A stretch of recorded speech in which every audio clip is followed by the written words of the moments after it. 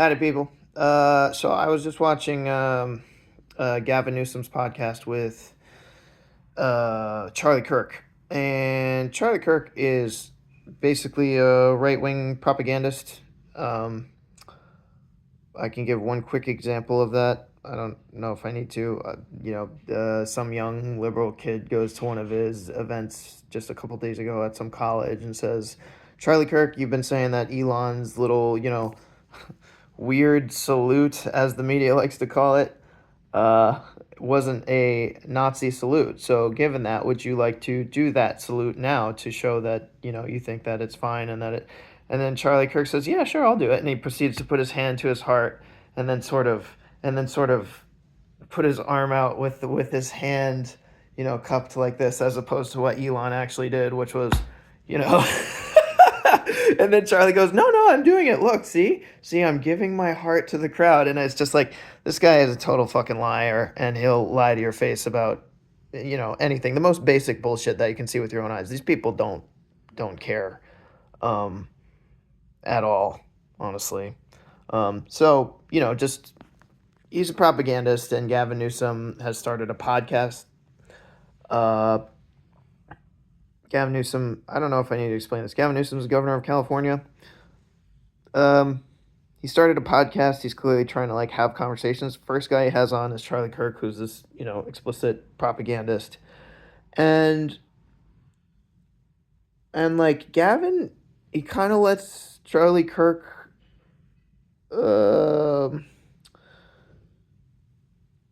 He lets Charlie Kirk take control of the whole conversation and talk the whole time and say everything the way that is in a way that is advantageous to his own perspective. And Gavin Newsom really doesn't push back at all. And there are times where this can be useful. Like Ezra Klein is a journalist for New York Times, and he has really good podcasts with right wing type people, or people who are, you know, not so on the left necessarily. And he kind of goes into these places, and when those guys say stuff, he's good at controlling some of the framing so that they can't just flatly say things that are ridiculous or absurd. Um, Another example of that with Charlie Kirk in this conversation with Gavin Newsom being like, "We won overwhelmingly, massively in this, we clobbered you guys in the 2024 election." That's not true. Trump, actually, the majority of people voted against Trump. He won less than half the popular vote. He scraped by a bare fucking millimeter. So it's funny that these guys, feel the need to make that bigger than it was. It's really, what they're saying is that they understand how bad a candidate Trump is and was. Um, it's a landslide if you consider how much of a piece of crap he was as a a potential person running for office. Um, so it's all funny. These guys are aware of how bad he is. Um, but it's sort of, I've always seen Gavin Newsom in this space of politics as being one of the best fighters for Democrats. And it was pretty surprising to see. I got 45 minutes into it before I quit. I usually don't really engage much with it, where I see liberals just being absolute total babies, essentially, and bending over and letting whoever they're talking to absolutely run them through. Uh, and over time, it became apparent that Gavin Newsom, in trying to show good faith and engaging positively, was not able to do both that and actually control the conversation a bit. Which I think is fair. If you're doing politics, it's allowed. It's allowed. You're you may control the conversation if you have the capacity to, and the initiative, and the desire, and the skill. Gavin Newsom was not displaying that, which again was surprising because I've seen him as one of the best speakers on behalf of liberals and Democrats. I think Buttigieg was number one, but even Buttigieg has some flaws. He's very good on TV, but if you ever see him on that Jubilee episode, Jubilee is a media format. It's on YouTube, I think, where they have one person in the center of a circle of 15 or 20 people. One person from the outside of the circle comes into the center with the one person and asks them questions. and they have a conversation until more than half of the outside circle raises their hand, and then the person who came from the outside of the circle switches with someone else in the circle. So Buttigieg did a Jubilee episode where he's engaging with 20, 25 people or whatever, and he was horrible at talking to regular people. So even Buttigieg has some problems. But point being that, like, Democrats, you need to learn to take space. You have to take affirmative positions. You can't look to a Republican or a Republican propagandist for how to win or what should we do, how do we make nice with you guys. Like, they will run you through. They want to beat you, and they love when you give them this position of power over you. So if you don't understand that beforehand, you're setting yourself up to lose by setting that situation up and then engaging totally in good faith. I think Charlie Kirk has a lot of like I'm not even gonna go there.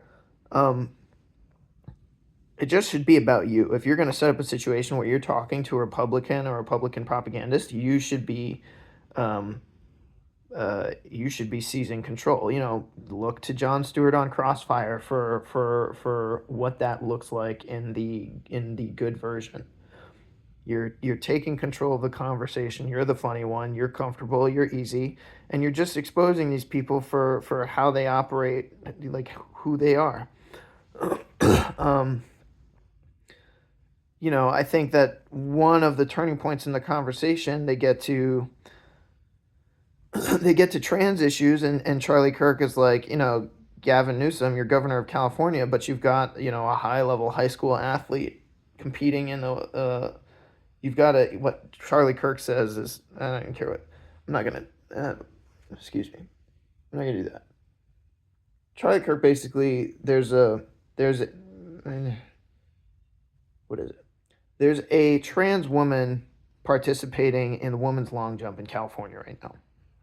And Charlie Kirk is like, why don't you just say that that men shouldn't be competing in women's sports? And Gavin Newsom's like, well, I agree with you that there's a fairness issue there. But what he's not saying is, well, I don't think this person is a man.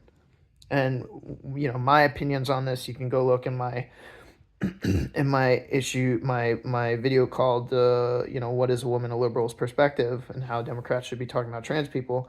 My opinion on this is like, I don't believe trans women are women. I also don't believe there are men. But that I think is I think that Democrats should be adopting that. It's one way to be affirmative about trans people and stop looking to someone like Charlie Kirk for an answer about, hey, I'm a Democrat, I want to be nice to you, how do I talk about trans people? It's like, if I'm talking to you, Charlie Kirk, I don't actually give a shit about being nice to you, because I know that you want to use this stuff for money and power. You're kind of a grifter, you're kind of a propagandist. You're gonna say that Elon's hand motion was this instead of what it actually was, which was that.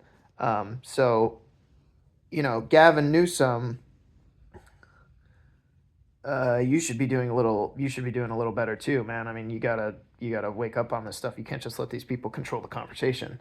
I have a longer set of ideas, another set of ideas about trans people. Again, trans people, sorry, I have to make you into political football, but until Democrats, liberals, decent people start talking about you more openly in politics and placing you somewhere culturally and having an affirmative position on you, Republicans are going to keep running you around and using you, frankly, and just beating up on you, and that sucks for you, and it's not going to stop until we get smarter about how to talk about you. So I don't like having to sort of turn you into a political object, but you've been made one by the other team, and we have to now address that. So I'm gonna, I think, put out another larger video about about how I think where I land on trans people, like in terms of, I break it down into 4 things. I'll talk about this more in the video, but bathrooms, pronouns, sex reassignment surgeries, sports, maybe some other stuff. And I want to make another video in addition to that one where I talk about trans people in relation to those 4 topics, about what I think the trans movement does right, what I think it's smart on. So I got a couple more videos coming about trans people, but yeah, just some notes on the Gavin Newsom podcast. Like, bro, stop. You can engage with these people, but if you do, you got to understand you're going to war, because they they're